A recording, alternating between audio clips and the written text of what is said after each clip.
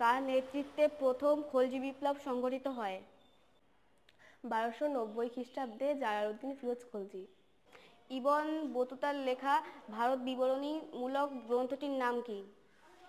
All রিহলা। Mohammad বিন তুগলকের আমলে ঘোড়ার ডাকের ব্যবস্থাকে কি বলা হতো? উলাক।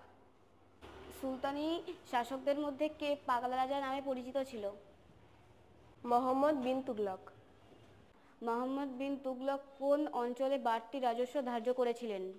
দোয়াব অঞ্চলে। মোহাম্মদ বিন তুগলকের উত্তরসূরি কে ছিলেন?